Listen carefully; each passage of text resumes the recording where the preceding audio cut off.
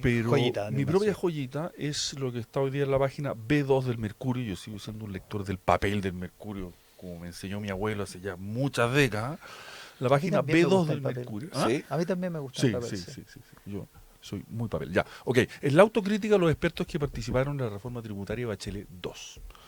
¿Y por qué es muy interesante esto? Porque Alejandro Mico y Andrea Repeto, que, bueno, Alejandro Mico, ex subsecretario de Hacienda, y Andrea Repeto, que fue de las técnicas que participó en esto, y el exministro Mario Marcel, que no participó directamente en esto, pero que también participó en este foro, reconocieron que se cometieron errores graves en esa reforma tributaria, ¿no? La frase de Alejandro Mico es que en ese momento pensamos que el gobierno sería siendo rico mucho tiempo, nos nubló el precio del cobre, estábamos convencidos de que teníamos una situación fiscal que era muy buena y que estábamos creciendo mucho. Esta frase última es de Andrea Repeto. ¿Y por qué es tan interesante? Porque si uno trata de seguir la secuencia de los últimos 15, 20 años de nuestro pasado, de la historia de Chile reciente, claro, lo que se instaló en el 2011 fue la tesis del malestar. La tesis del malestar condujo a Bachelet a ganar su segunda presidencia, que tenía tres reformas faro: la gratuidad universitaria, que a mi juicio ha sido una muy mala política pública, podremos discutir en otro momento; la selección escolar, que a mi juicio ha sido una muy mala política pública; y la reforma tributaria, que ahora uno de sus principales defensores técnicos, digamos, y gente que la promovió, la defendió y la planificó, nos dice que tenía un supuesto, que tenía una torta grande de riqueza, que iba a seguir creciendo indefinidamente y que, por supuesto, dado ese contexto, era razonable distribuir más, pero que no se tomó en cuenta necesariamente el hecho de que ya el crecimiento venía frenándose y de que esto podría ser un freno mayor al crecimiento y que por tanto a la larga podría ser muy contraproducente, ¿no? Porque si el país crece más, se recauda más, y si crece menos, aun cuando suban los impuestos, tiende a recaudarse menos. Entonces, yo creo que esto es interesante mirarlo, no porque tenga que ver directamente con lo que comentaba Pirincho, porque esa negociación, digamos, corre por otro carril, pero sí para preguntarnos seriamente, porque bueno, ¿por qué se frenó el crecimiento en Chile y cómo lo hacemos para volver a crecer? Porque sin crecimiento no responderemos a las múltiples demandas sociales que tenemos, y yo creo que esto el gobierno no ha logrado transmitirlo bien.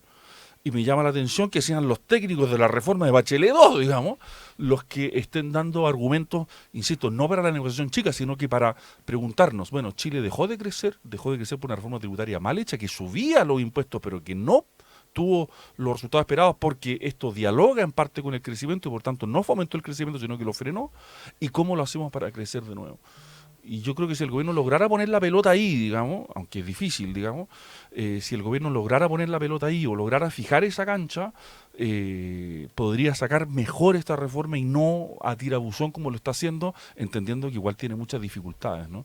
Pero encuentro que es muy revelador y es importante. Hay poco, ¿cómo decirlo? Hay poco control en Chile, o poco accountability se dice, ¿no? Así Mm. de que, bueno, hubo autoridades del pasado que hoy día tienen la hidalguía, además de reconocer que se cometieron errores, y bueno, esto significa que parte importante de las recetas que dio cierta izquierda respecto del diagnóstico del malestar eran erradas, fueron equivocadas, y Chile lo sigue pagando caro. Yo Mm. creo que este es un notición, no en el sentido de la coyuntura, que vaya a mover necesariamente la coyuntura, pero esta es la página del diario hoy día que va a ser recordada en 2, 5, 10, 15 años más. Mm. Le pregunté a Andrea Repeto en la mañana, le preguntamos respecto de esto, y ella dice que no es una autocrítica, que no es primera vez que lo dice, que lo ha dicho muchas veces, y que cuando habla en plural, en primera persona del plural, dice que, el terremoto, el precio del cobre alto, no nos dejaron ver que el crecimiento estructural ya no era el mismo, que es básicamente otra manera de decir Lo mismo. lo que destaca el diario.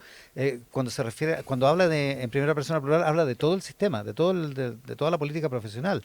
Habla de Piñera, del gobierno de Piñera, habla también, por cierto, del gobierno de Bachelet. Claro, pero, Pirincho, o sea, todo respeto, te respeto, por favor, pero justamente aquí lo que estamos preguntando es en qué medida eso nubló a las personas que tomaron la decisión de impulsar esa reforma tributaria. claro, lo que Esa es la dice, pregunta. sin duda, lo que dice es que estaban todos nublados. Eh, Y, ok. y por eso salió. Digamos. Y los grados de participación fueron disímiles de esas tres personas que nombra Daniel de ese elenco. El que tuvo una relación directa, evidentemente, fue Alejandro Mico, que Que era era subsecretario. subsecretario del ministro Arena en ese entonces.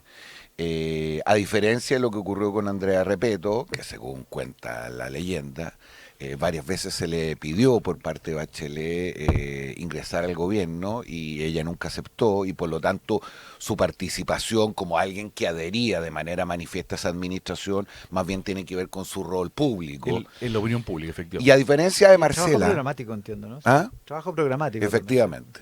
Y a diferencia de Marcel, que si la memoria no me falla estaba Estaba afuera afuera, Estaba sí, en fuera. ese se lo dice momento, él. y yo creo que de todos fue el más explícito en manifestar ciertos reparos a esa reforma.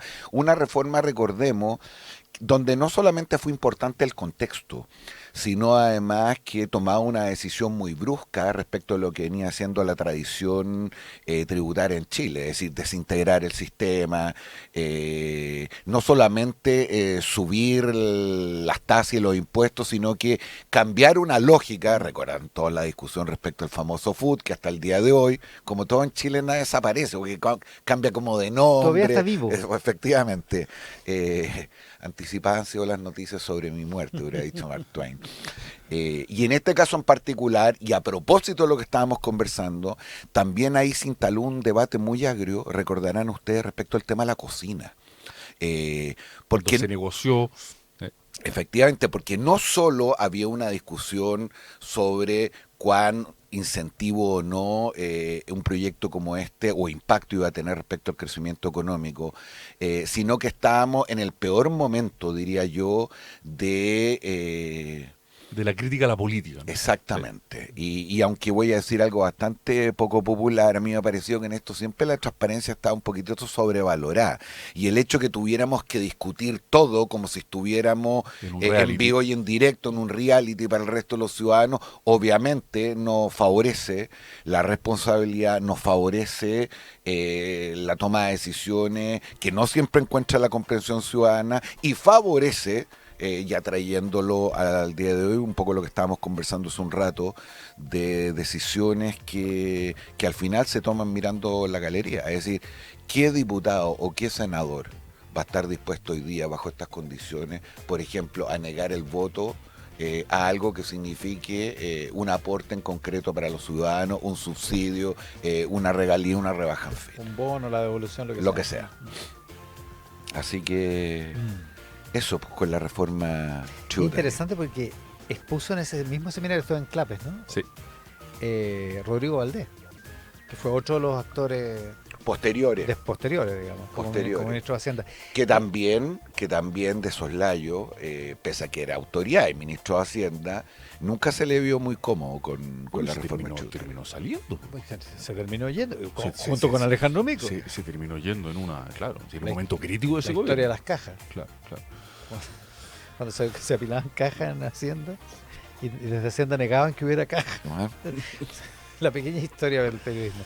Pero solo termino con esto. Yo dale. creo que comprender bien en el futuro, digamos, lo que pasó en Bachelet 2 da muchas luces de lo que ocurre después en Chile. Creo que es un gobierno que está en el origen de muchas de las dificultades que tenemos por los errores de diagnóstico que cometió, apoyado por una mayoría ciudadana, en todo caso, en un primer momento, ¿no? Pero ojo, yo creo que es un gobierno muy decisivo en la historia reciente de Chile. de acuerdo, pero no es solamente un error de diagnóstico, lo es, por supuesto. Pero hay además, a lo menos en esos tres personajes, un cierto sello distintivo que en general no se ha visto en el resto de la izquierda, ni siquiera en el resto de los economistas de la izquierda, respecto de algo que hoy día está instalado con una evidencia mucho más brutal, y es que la importancia del crecimiento económico, pero especialmente de cara a una mirada, una cultura más progresista, es decir, entender que no hay política social y no hay redistribución sin crecimiento económico. Incluso quienes tienen una educación más igualitarista tienen que entender hoy día que para distribuir primero hay que generar riqueza. Eso en general ha sido más bien permanente y yo te diría deficitario en la cultura de la izquierda e incluso en la cultura de la centroizquierda.